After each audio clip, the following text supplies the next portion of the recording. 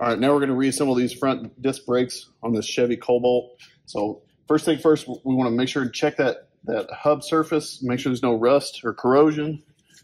Check our rotor. If we're replacing with a new rotor, same thing goes there. Make sure it's all cleaned up. So slide your rotor on. Easy trick to hold that rotor in place while you're working on it. So you can run down one of the lug nuts. That way the rotor's not flopping around everywhere. So next step is we're going to attach our caliper bracket. Like we talked about, make sure our caliper slides are in good shape. Lubricate if necessary. Replace the rubber boots or pins if you need to. So we got to bolt this up. These are the bolts that hold it on. So we need to make sure and torque these bolts. So it's very important that these bolts get torqued. That fits on like so.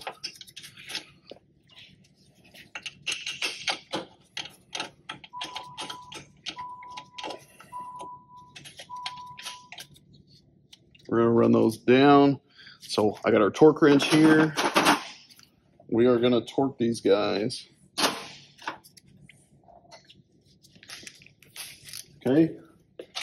So you always want to make sure and torque it. Go to your torque wrench clicks.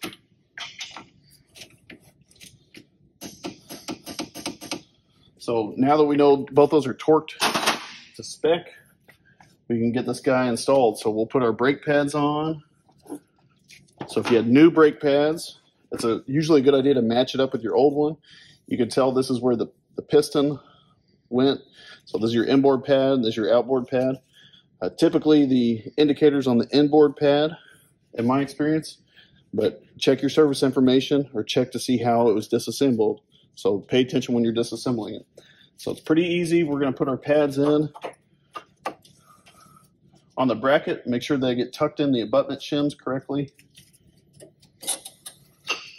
On some brake applications, there's a small amount of lubrication you would put underneath there, but use caution. Don't put too much because it could get on the friction surface of the rotor and pad. So with the brake pads installed, if these were new brake pads, you need to retract this piston so it allows room for the new brake pads. So all sorts of tools to do that. So we're going to use this guy. And you just pump it up.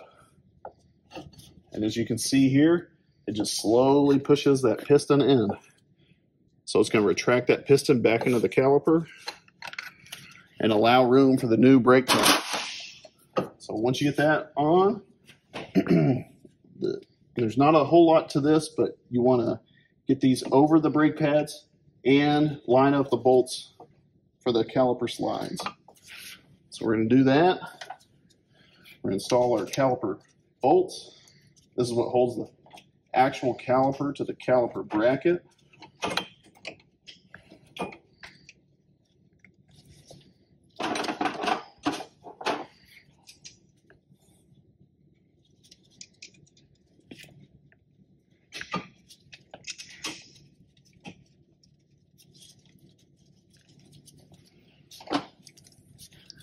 So you can usually run these down with your fingers almost all the way.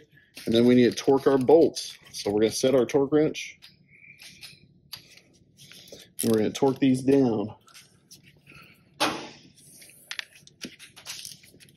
So similar thing here as earlier.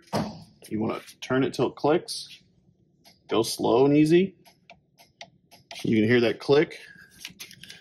We're going to go to this bolt.